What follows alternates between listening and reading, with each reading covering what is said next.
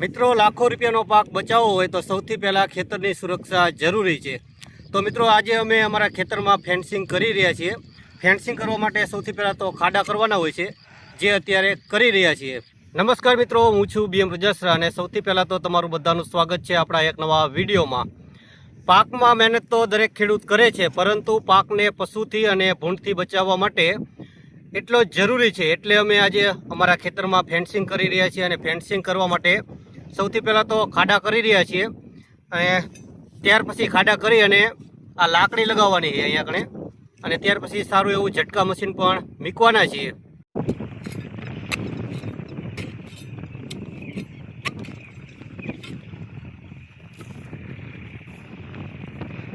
જો કોઈ કંપની ખેતી માટે મજબૂત અને ગુણવત્તાયુક્ત ઝટકા મશીન બનાવતી હોય તો અમે તેનો વાસ્તવિક ઉપયોગ અને લાંબા ગાળાનો રિઝલ્ટ ખેડૂતો સુધી પહોંચાડવા માટે તૈયાર છીએ। તો મિત્રો, ખાડો અત્યારે બની અને તૈયાર થઈ ગયો છે। જોઈ લો, આટલો ઊંડો અમે ખાડો કર્યો છે અને ત્યાર પછી અમે આ જે વાંસની લાકડી છે તે અહીંયા કણે લગાવશું।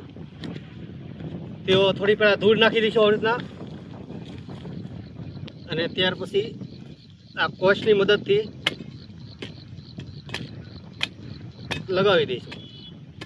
અને ત્યાર પછી આવા નાના મોટા પાણા હોય તે આમાં ખાડામાં નાખી દઈશું, જેથી કરીને આ જે લાકડી એ મજબૂતીથી લાગી જાય।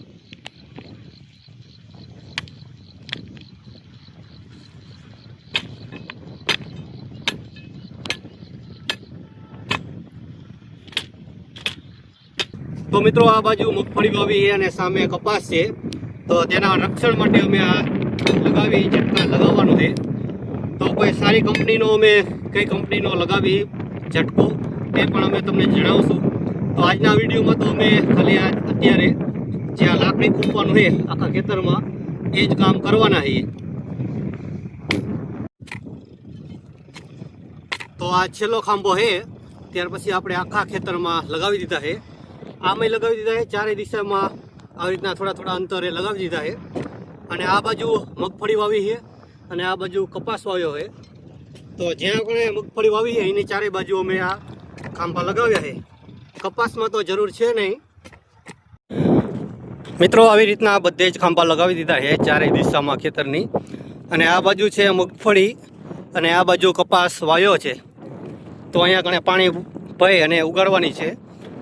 જોઈ લો, આ બધા જ ખાંભા અત્યારે લગાવ્યા છે અમે। બાકી તમને અમારો વિડીયો પસંદ આવે તો વિડીયોને લાઇક કરજો, શેર કરજો, અને અમારી ચેનલ ઉપર નવા હોય તો અમારી આ ચેનલને સબસ્ક્રાઈબ પણ જરૂર કરી દેજો। મળીશું આપણે એક નવા વિડીયોમાં, ત્યાં સુધી તમે મને આપજો રજા। તમને બધાને મારા રાધે રાધે।